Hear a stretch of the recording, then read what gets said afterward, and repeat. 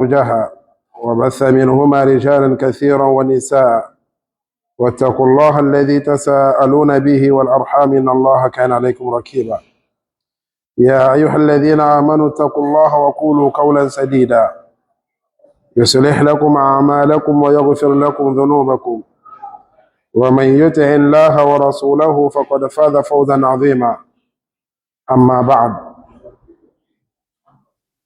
Louange à Allah, Seigneur de l'univers.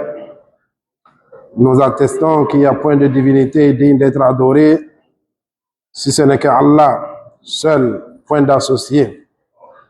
Et nous attestons également que le prophète Mohammed, sallallahu alayhi wa sallam, est son serviteur et son messager. Amma ba'du, assalamu alaykum wa rahmatullahi wa barakatuh. Nos séances d'entretien de chaque mercredi soir, que nous avons l'habitude de nous entretenir dans le livre Umdatul Ahkam, y compris son interprétation.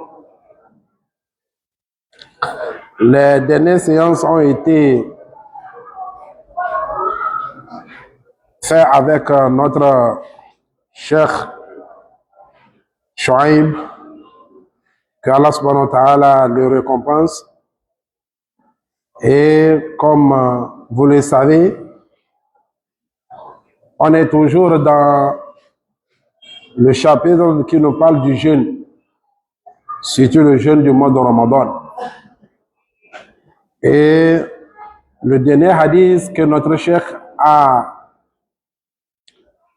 récité ici est le hadith al-Thamin wa Thamanuna ba'da al-Mi'a. Est le 188e hadith de ce livre, rapporté par Abdullah ibn Abbas radiyallahu anhuma, qui dit: un homme est venu chez le prophète sallallahu alayhi wa sallam et il a demandé au prophète sallallahu alayhi wa sallam: inna ummi matat.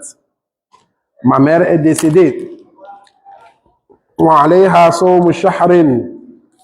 Et elle a une dette de jeûne d'un mois. Et il y a le jeûne d'un mois qui est sur elle comme dette.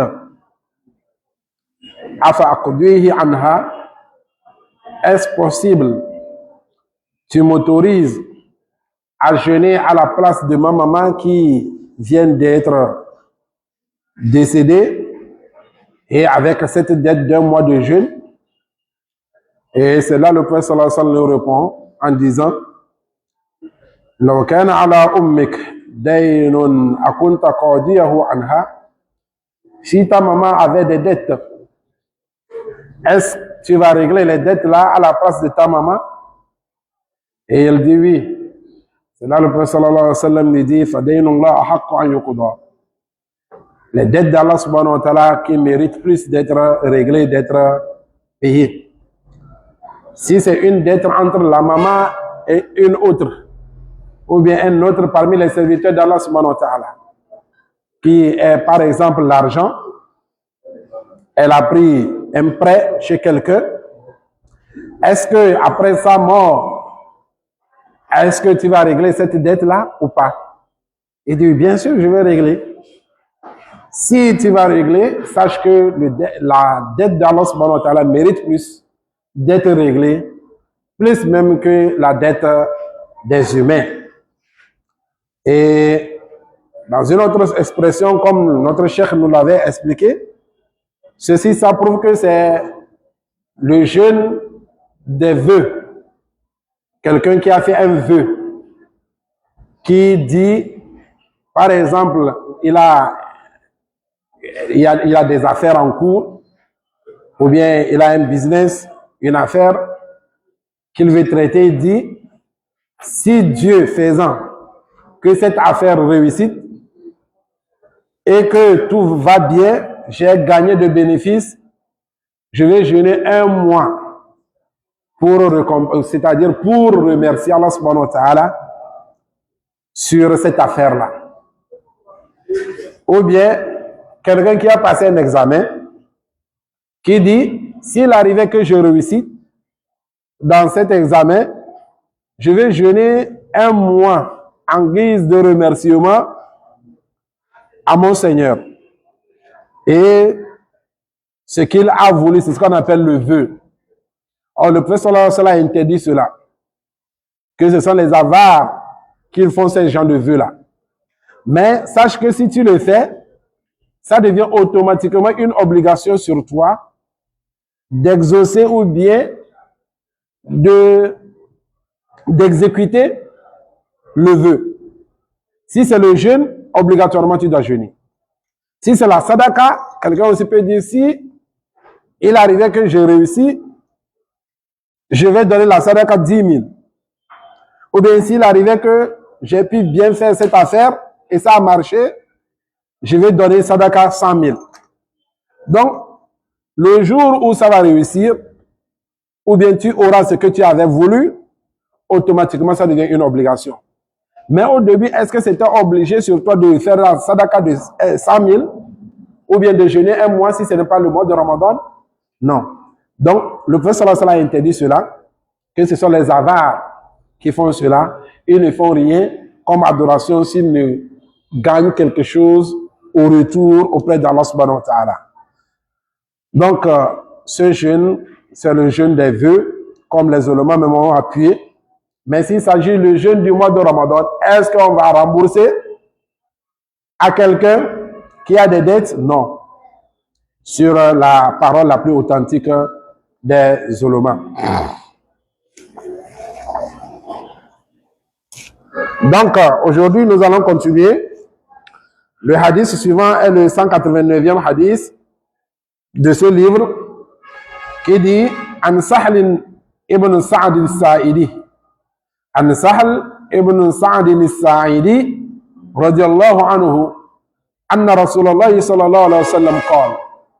Ce hadith a été rapporté par Sahl, le fils de Sa'd al-Sa'idi.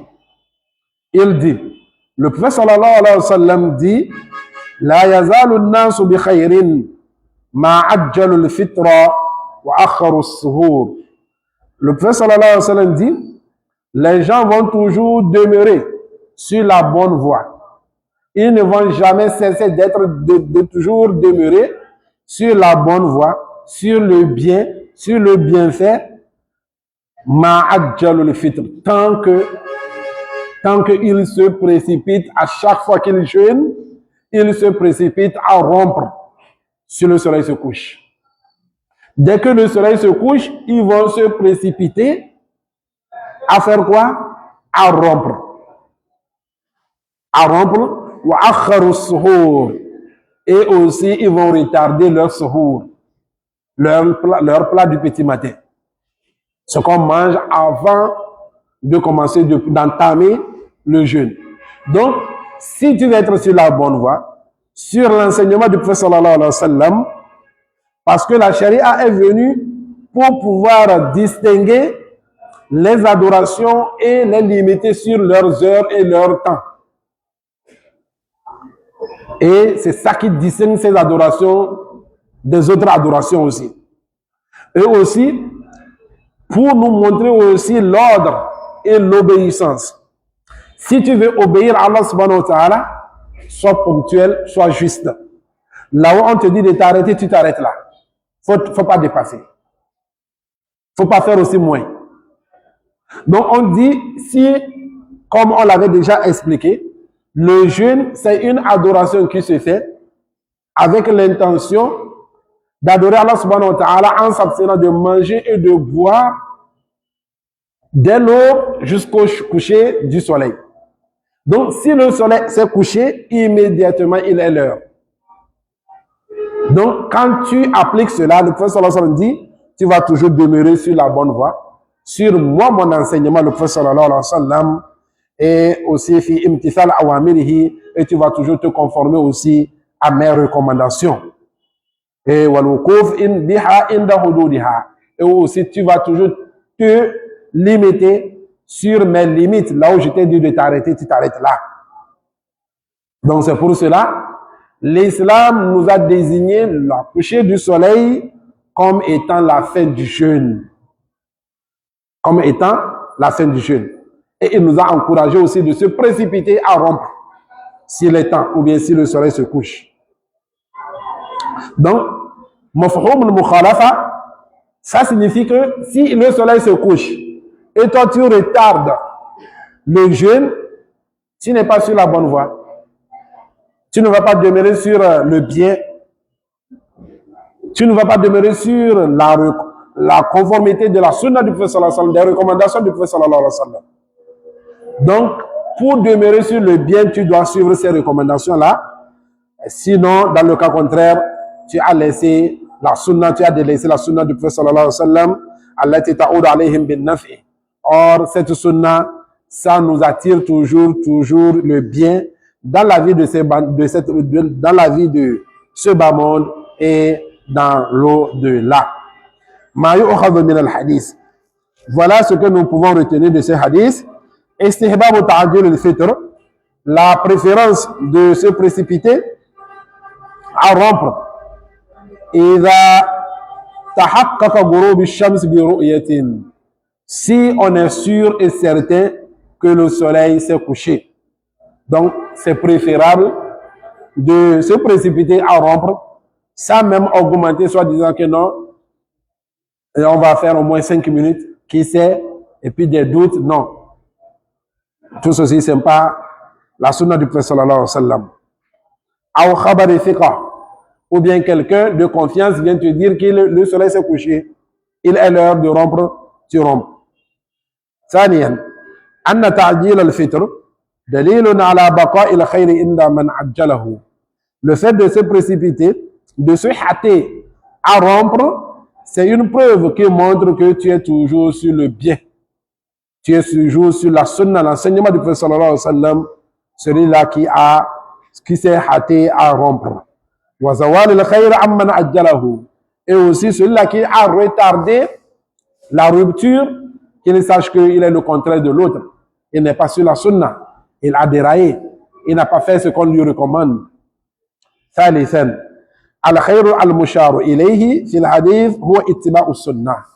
Il dit le bien que le prophète sallallahu alayhi wa sallam parle dans ce hadith, que si tu précipites, si tu te hâtes à rompre, tu serais toujours sur le bien. Ce bien-là, dans ce hadith, huwa ittiba'u sunnah. C'est la sunna. Le fait de suivre, d'appliquer la sunna. C'est très important pour un musulman de toujours appliquer la sunna. Le musulman ne va pas vivre comme il veut, ou bien faire tout ce qu'il veut comme il le veut. Même dans ta vie courante, tu n'es pas autorisé de faire tout ce que tu veux. Qu'en est-il des adorations? Donc les adorations sont des choses tawqifiyya. Tu ne vas pas le faire si on ne te dit pas de le faire. Qui va te dire de le faire? C'est Allah subhanahu wa ta'ala et son messager. Maintenant, si tu quittes pour le faire, tu dois al-mutaba'a, suivre les recommandations, l'enseignement du prophète sallallahu alayhi wa sallam dans cette adoration. Comment est-ce que le prophète sallallahu alayhi wa sallam l'a enseigné? Comment est-ce que le prophète sallallahu alayhi wa sallam l'a fait? Comment est-ce que le prophète sallallahu alayhi wa sallam a recommandé qu'on le fasse? Tu dois le faire ainsi. Donc, tu dois toujours et toujours suivre la sunna du prophète sallallahu alayhi wa sallam dans tout.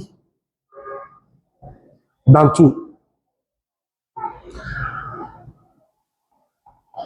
Donc, celui-là qui suit la sunna, il est toujours dans le bien, sur la bonne voie. رابعا الحديث من المعجزات النبي صلى الله عليه وسلم. Ce hadith, ça fait partie des miracles, des preuves qui prouvent encore et plus que le prophète sallallahu alayhi wa sallam était un envoyé de Dieu pour de vrai. Parce que فإن تأخير الإفطار عمل به الشيعة. Parce que d'autres sectes islamiques, les chiites, c'est eux qui retardent la rupture. Quand ils jeûnent, ils retardent la rupture. Donc ça prouve que ceux-là, ils ont délaissé la sunna du prophète sallallahu alayhi wa sallam.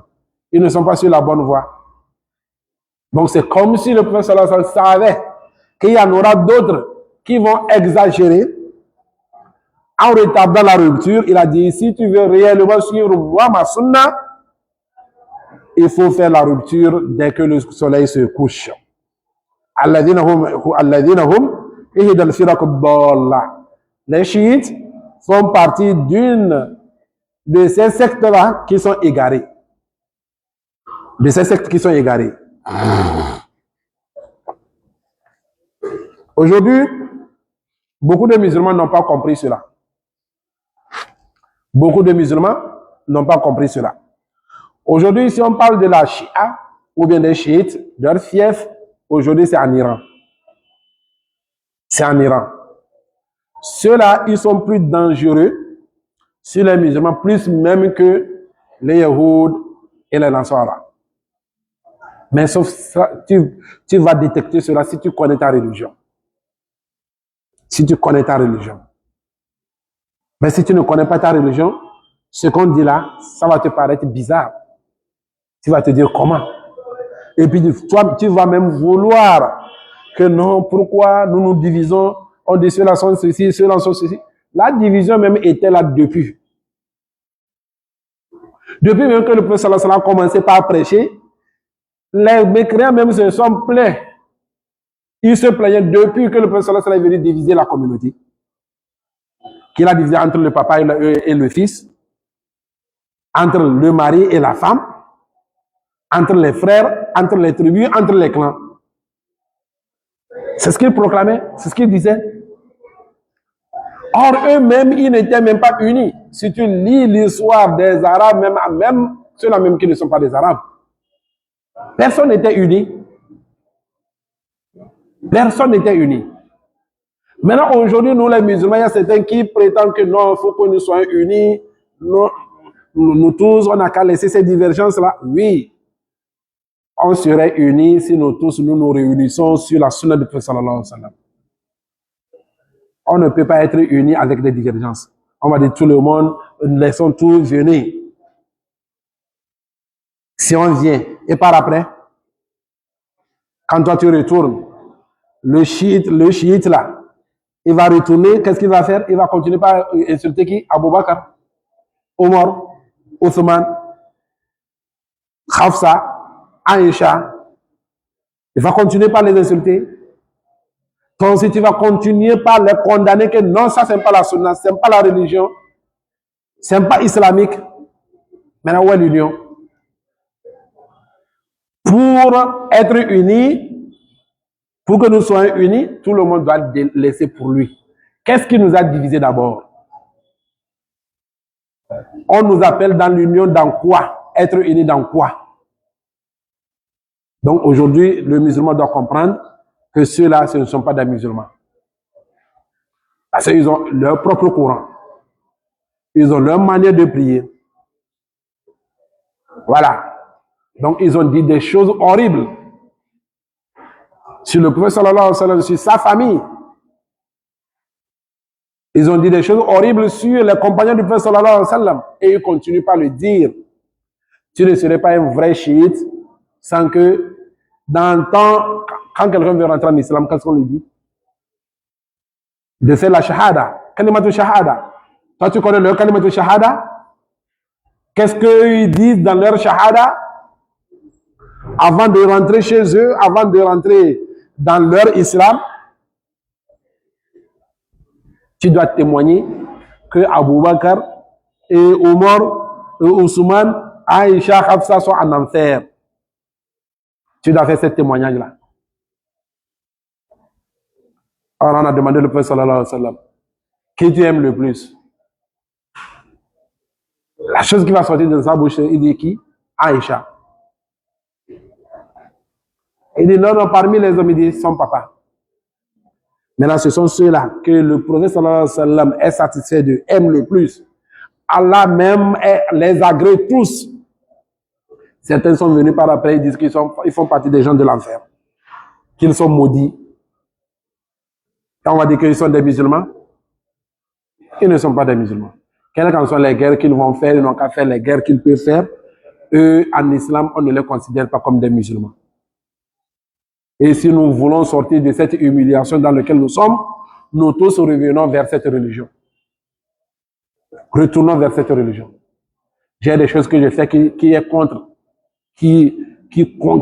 cette religion. Il faut que j'arrange. Toi aussi, arrange pour toi. Tout le monde n'a qu'à arranger pour lui. Et Allah subhanahu wa ta'ala fera le reste. Donc, les chiites, ils font partie des sectes qui retardent la rupture. Ils n'ont pas d'exemple. Quand on leur dit quelles sont les preuves, qu'est-ce qui vous pousse, ou bien qu'est-ce qui vous amène à retarder la rupture, ils n'ont pas de preuves. Ils n'ont pas quelqu'un devancé. Quelqu'un qui les ait devancés là-dessus. Illa al-Yahoud, sauf les Juifs. Alladhina la yuftiruna illa inda dhuhur an-najm. Comme on viendra le dire, il y a des hadiths sur ça. Eux, les Juifs, quand ils jeûnent, ils ne rompent pas, sauf au moment où ils voient les étoiles apparaître. Or, au moment où tu rompes, il ne fait même pas obscur même d'abord. Donc, eux vont retarder cela jusqu'à l'apparition des étoiles. Donc, les chiites, ils sont les exemples des Juifs dans cette pratique, dans le fait de retarder la rupture. Al-Hadith at-Tis'oun ba'da al-Mi'ah. 190e hadith de ce livre. An Omar ibn al-Khattab radiyallahu anhu قال قال رسول الله صلى الله عليه وسلم. Ce hadith a été rapporté par Omar, le deuxième calife du prophète sallallahu alayhi wa sallam, que Allah subhanahu wa ta'ala soit satisfait de lui. Qala, il dit, Qala Rasulullah sallallahu alayhi wa sallam, le prophète sallallahu alayhi wa sallam dit, إذا أقبل الليل من ها هنا وأدبر النهار من ها هنا وغربت الشمس فقد أفطر الصائم. Le prophète sallallahu alayhi wa sallam dit, إذا أقبل الليل من ها هنا. Si la nuit s'approche d'ici, et le prophète sallallahu alayhi wa sallam a montré où? L'est, le levant. Il dit, si la nuit vient, s'approche, apparaît, d'ici, il a montré la direction de l'est, c'est-à-dire le levant, la direction du levant,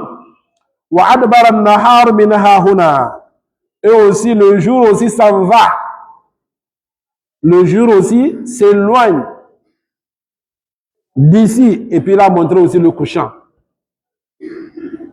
Voilà la nuit qui vient de ce côté, et le jour va se coucher de l'autre côté. Il s'en va, il s'éloigne de ce côté, de l'ouest. Et aussi le soleil s'en va se coucher. Sache que le jeûneur a rompu. Sache que le jeûneur a rompu. La nuit s'approche, apparaît, le jour s'éloigne, il fait dos, et le soleil s'est couché. Toi, le jeûneur, tu as rompu. Que tu le veuilles ou pas, tu as rompu. On avait dit, le jeûne, c'est de l'apparition de l'aube jusqu'au coucher du soleil. C'est pour cela ici, le prophète sallallahu alayhi wa sallam montre à sa communauté que si la nuit apparaît déjà et le soleil s'est couché, le jour a tourné dos. Ah, toi le jeûneur, sache que tu es rentré au moment de la rupture. Tu es rentré dans le temps de la rupture. Ce temps-là, que tu n'es même pas permis, tu n'es même pas permis de retarder cette rupture-là. Que tu ne devrais même pas retarder la rupture de son temps. Si tu le fais, tu es blâmable. Parce que tu n'as pas suivi la recommandation du prophète sallallahu alayhi wa sallam. Tu as refusé de suivre la recommandation du prophète sallallahu alayhi wa sallam. Tu as désobéi le prophète sallallahu alayhi wa sallam. Et tu n'as pas aussi différencié les temps des adorations des autres. C'est son temps. Du lever, de l'apparition de l'aube jusqu'au coucher du soleil. Maintenant, toi, tu as continué jusqu'à la nuit. Tu es rentré dans la nuit. Donc, toi, ton jeûne, tu as exagéré là-dedans. Donc, vous voyez ce hadith-là? Le fait de se précipiter pour rompre. Ici, les bienfaits de cela retournent sur toi, le jeûneur. Ces bienfaits, c'est toi, ça retourne sur toi. Et ça te fait économiser plus de force. Et aussi de deux, quand tu rompes dès la coucher du soleil, sache que toi, hafasta ala hudud al-ibada. Tu t'es limité aux limites des adorations. Et c'est ce qu'on veut d'un serviteur, d'un bon serviteur, d'un pieux, d'un croyant. De se limiter sur les limites que Allah subhanahu wa ta'ala et son messager nous ont limitées. Et pour aussi ne pas augmenter de la journée 1 heure de la nuit. Quand toi tu continues jusqu'à dans la nuit, tu as pris des heures de la nuit, des minutes de la nuit augmentées à la journée. Que Allah subhanahu wa ta'ala ne l'a pas fait. Donc, ici aussi, tu as augmenté dans les obligations d'Allah subhanahu wa ta'ala. Parce que l'obligation, c'est de l'apparition de l'aube jusqu'au coucher du soleil. Maintenant, toi, tu as augmenté jusqu'à la nuit. Donc, tu as augmenté, tu as fait ce qu'on appelle bid'a. Tu as augmenté. Tu as exagéré. Et se précipiter à rompre dans ce temps-là, tu es en train de suivre, emboîter les pas du prophète sallallahu alayhi wa sallam. Et le prophète sallallahu alayhi wa sallam, lui aussi, il se précipitait à rompre dès que le soleil se couche. Il y a des hadiths qui prouvent cela. Et il y a Abdullah ibn Abi Awfa qui dit, nous étions avec le prophète sallallahu alayhi wa sallam dans un voyage. Et falamma gharabat ash-shams, et quand le soleil s'est couché, qala li ba'd al-qawm, et le prophète sallallahu alayhi wa sallam dit à quelqu'un dans le groupe, ya fulan, oh toi tel homme, qum fajdah lana, lève-toi et prépare-nous, réchauffe-nous de l'eau ou bien de la bouillie ou bien quelque chose comme ça. Il faut nous réchauffer cela pour qu'on puisse rompre. Faqala ya Rasulallah, law amsayta. Il dit, oh messager de Dieu, il reste encore du temps. On va encore pousser un peu. Selon lui, il n'est pas encore temps. Il faut que lui voie l'obscur d'abord. Et le prophète sallallahu alayhi wa sallam lui dit, Inzil fajdah lana, descends de ta monture et va nous préparer, va nous réchauffer pour que l'on puisse rompre. Et il a répété la même chose, la même parole. C'est comme ça qu'il a fait jusqu'au le prophète sallallahu alayhi wa sallam. En fin de compte, il lui a dit, Inna alayka naharan. Toi, tu penses que toi, tu détiens le jour.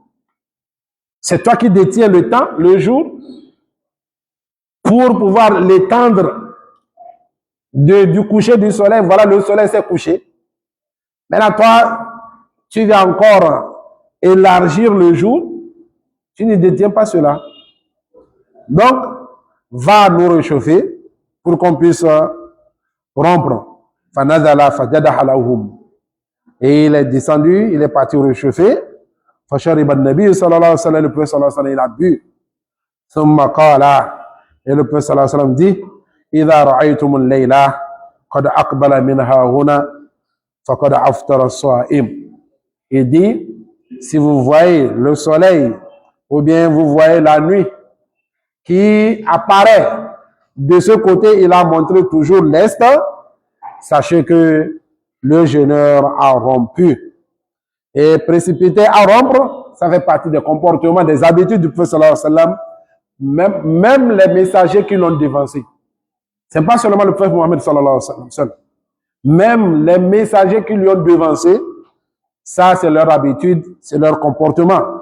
Se précipiter à rompre dès le coucher du soleil. Et Abu Darda, radiallahu anhu, dit, Salathun min akhlaq al-nubuwah. Il y a trois choses qui font partie des comportements des messagers. Ta'jilul iftar, se précipiter, se hâter à rompre dès le coucher du soleil. Wa ta'khirus suhur, et aussi retarder le petit déjeuner du petit matin. Et wa wadu'ul yamin ala shimal fi salah. Et troisième comportement, troisième habitude des messagers est le fait de mettre la main droite sur la main gauche, mettre sur la poitrine dans la prière. Donc, ce sont les comportements des messagers. Les hâter à rompre. Donc, ceci même, vous allez comprendre. Souvent, nous, dans ce genre d'environnement, si l'heure de rompre est 18h moins 10, on dit non, on va rompre 18h55. Parce que nous-mêmes, toutes choses, on doute là-dessus. Le soleil se couche 18h moins 10. Au lieu que 18h moins 10, en même temps, on commence par rompre. On va dire non, on va augmenter 5 minutes d'abord.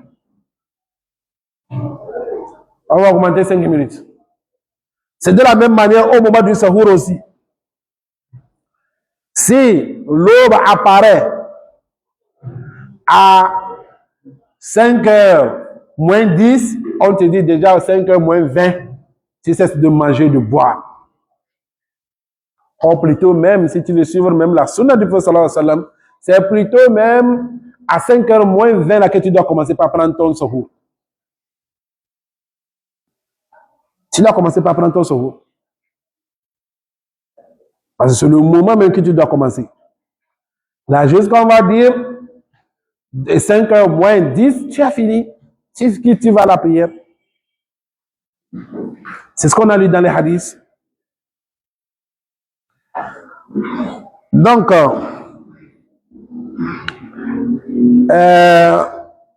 le fait de précipiter, de se hâter à rompre, et quand tu le fais ainsi, on l'a dit déjà, on a répété, tu suis la sunna du prophète sallallahu alayhi wa sallam, tu appliques la sunna du prophète sallallahu alayhi wa sallam, et au même moment, tu fais le contraire de ce que les juifs et les chrétiens font. Parce que je suis jeune. Mais à quel moment ils rompent leur jeûne? Donc si toi tu suis la recommandation de ton prophète ici, tu fais le contraire comme d'habitude, toi le musulman, on veut de toi que tu fasses toujours le contraire des juifs et des chrétiens. Il ne faut pas que tes adorations soient similaires, semblables à celles des juifs et des chrétiens. Donc, parce que eux, ils akhirun al-fitr. Eux, ils retardent la rupture jusqu'à l'apparition des étoiles. فعن أبي هريرة رضي الله عنه قال قال رسول الله صلى الله عليه وسلم لا يزال الدين ظاهرا ما عجل الناس الفطرة. Il dit la religion va toujours demeurer claire, nette aux yeux de tout le monde tant que vous les hommes vous vous hâtez, vous vous précipitez à rompre votre jeûne. لأن اليهود والنصارى يؤخرون. Parce que les juifs et les chrétiens, eux, retardent la rupture de leur jeûne. Dans notre hadith, la tazalu ummati ala sunnati. Ma communauté vont toujours demeurer. Ils ne vont jamais cesser d'être toujours sur ma voie, sur ma sunna, ma lam tantazir bi fitriha an-nujum. Tant qu'ils n'espèrent pas ou bien ils n'attendent pas l'apparition des étoiles avant de rompre.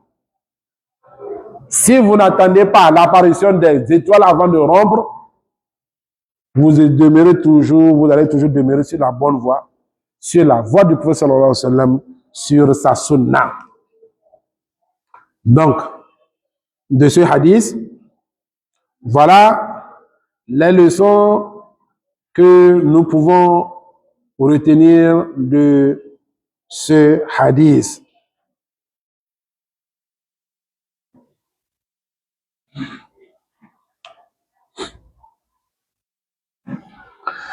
Il dit ما يؤخذ من الحديث استحباب تعجيل الفطر إذا تحقق غروب الشمس.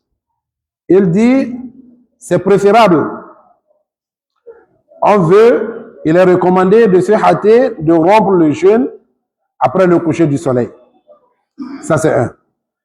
ثانيا أنه لا بد من وجود إقبال الليل الذي يقارنه إدبار النهار لإفطار. Il dit il est nécessaire que l'approche de la nuit coïncide avec le déclin du jour, le départ du jour, pour rompre le jeûne.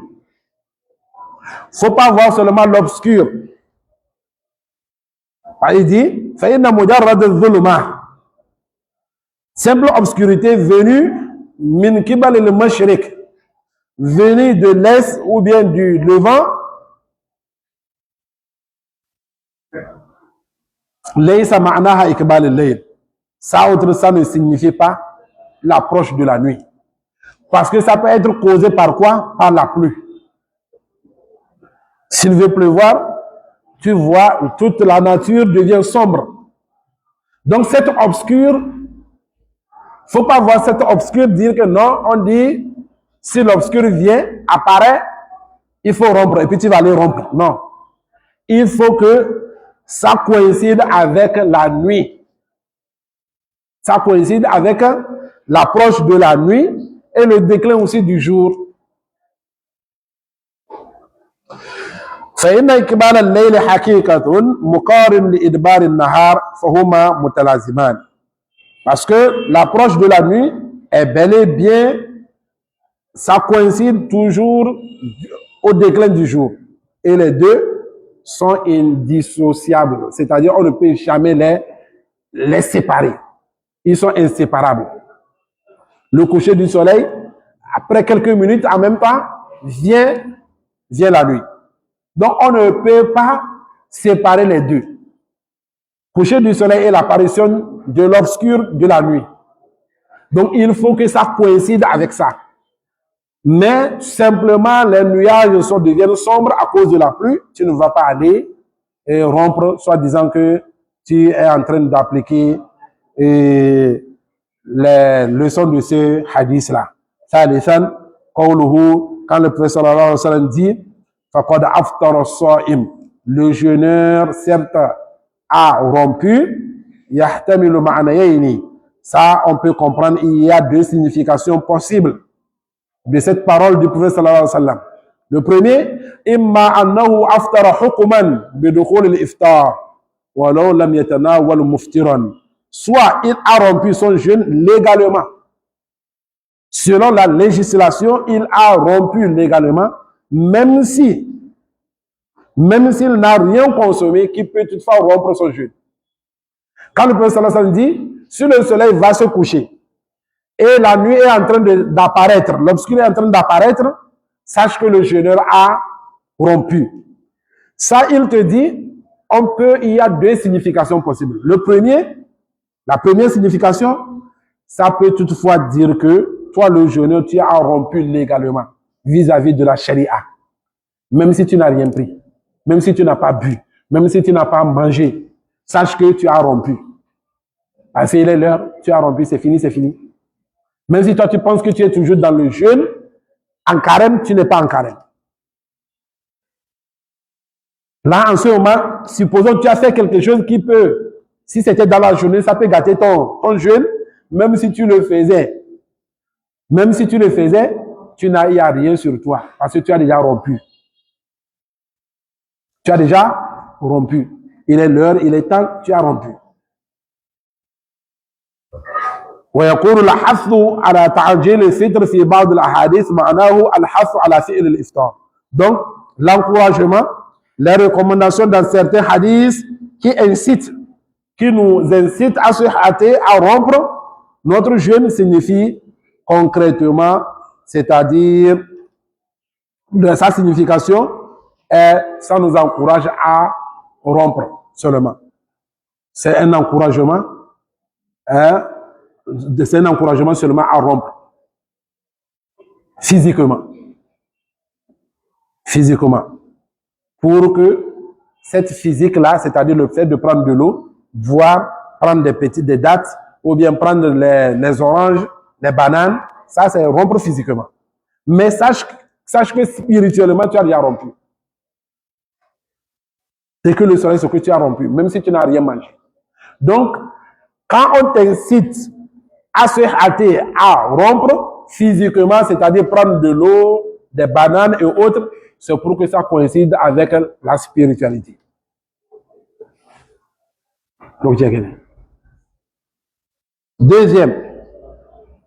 La deuxième signification.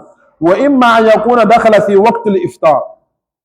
le prophète sallallahu alayhi wa sallam dit, certes le jeûneur a rompu, ça signifie quoi? Il peut aussi signifier que toi, le jeûneur, tu es déjà rentré dans l'heure, le temps de rompre.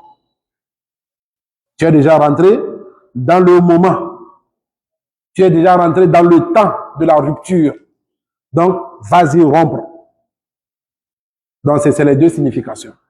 La première, tu as rompu légalement, spirituellement, vis-à-vis de la charia. Secondo, ça signifie quoi? Tu es rentré dans le temps de la rupture. Donc, on t'incite à aller rompre. Kamatakulu, comme si quelqu'un dit anjada. S'il dit anjada, liman dakhala najd. Anjada, on emploie cela quand quelqu'un rentre dans la ville de Najd. Donc, after sa'im, tu es rentré dans le temps de la rupture. رابعا ينبني على هذين المعنيين حكم الوصال. Le jugement sur le jeûne continu repose aussi sur ces deux significations. Le jeûne continu. Notre Oussaz nous avait expliqué un peu le jeûne continu. C'est le fait de jeûner 2-3 jours d'affilée sans rompre. Dès le premier sahour. Par exemple, excusez-moi. Par exemple, demain, à l'aube, tu quittes avec l'intention de jeûner. Tu prends ton repas du petit matin, le sahour. Quand tu finis, or en temps normal, dès le coucher du soleil, demain, jeudi, soir, tu dois rompre. À lui seul, au lieu de rompre dans la soirée, tu n'as pas rompu. Tu continues. Tu continues. Tu ne manges pas, tu ne bois pas, tu continues la nuit là. Jusqu'au petit matin encore. Petit matin, tu ne prends pas le repas là encore, tu continues. Jusqu'au le vendredi soir, au coucher du soleil. C'est ce qu'on appelle al-wisal. Là, en ce moment, on va dire, tu as fait al-wisal de 2 jours. Tu as fait le jeûne de 2 jours d'affilée. Avec un seul sahour et une rupture. Un seul sahour et une rupture. 2 jours d'affilée, ou bien 3 jours d'affilée. Ou bien 3 jours d'affilée. Donc, il dit les deux significations de cette partie du hadith, le jugement de al-wisal, l'examen qu'on vient de donner, repose sur ça. Si bien même qu'il y a un hadith spécialement pour ça qui va venir peut-être la semaine prochaine, qui va parler de al-wisal. Donc il dit, فَإِنْ قُلْنَا مَعَنَا فَقَدْ أَفْتَرَ الصَّائِمْ أَفْتَرَ حُكُمًا. Si on dit le jeûneur a rompu, selon la législation islamique, spirituellement, فَالْوِصَالُ بَاطِلٌ. En ce moment, le jugement de wisal serait quelque chose qui n'est pas bon, qui est déjà même annulé. Même si tu continues, tu n'as même pas jeûné. Parce qu'on a dit, si tu quittes le matin avec le jeûne jusqu'au coucher du soleil, le prophète sallallahu alayhi wa sallam dit, si le soleil se couche, فَقَدْ أَفْطَرَ الصَّائِمُ. Le jeûneur a rompu. Et on a dit, le jeûneur a rompu, ça peut signifier que tu as bu ou tu n'as pas bu ou tu as rompu. Le temps est fini. Le jeûne a fini, après fait. Donc celui-là qui va dire aujourd'hui que lui va faire à lui seul jeûner 2 jours d'affilée, sache que même, c'est même plus la peine. Parce que voilà le Prophète sallallahu alayhi wa sallam dit, si tu jeûnes et le soleil se couche, tu as rompu. Même tu as bu, tu n'as pas bu, tu as rompu. Donc ce huisson-là n'a plus de fondement. Même si tu dis que tu veux faire à l'huisson, tu vas faire 2 jours d'affilée, ce n'est même plus considéré. Parce que c'est quelque chose qui est impossible. Et si nous disons aussi que le Prophète sallallahu alayhi wa sallam, ce qu'il veut dire est que tu es rentré dans le temps de la rupture, en ce moment, jeûner 2 jours d'affilée est détestable. Si bien même que dire même que c'est haram est plus proche. Ben tout ceci, comme je l'ai dit, le hadith qui suit, ça parle de ça. Et nous allons entendre aussi les avis de Solomon sur cela à lui seul. Est-ce bon de le faire jusqu'au nos jours ou pas? Ou bien qu'est-ce que les Solomon pensent? Qu'est-ce que le Prophète sallallahu alayhi wa sallam a dit de cela? Inch'Allah, prochainement, nous allons parler de ça. Que Allah subhanahu wa ta'ala nous assiste, que Allah subhanahu wa ta'ala nous augmente la compréhension de la religion, nous facilite la pratique. Subhanak Allahumma bihamdik, ashhadu an la ilaha illa anta, astaghfiruka wa atubu ilayk. Assalamu alaikum wa rahmatullahi wa barakatuh.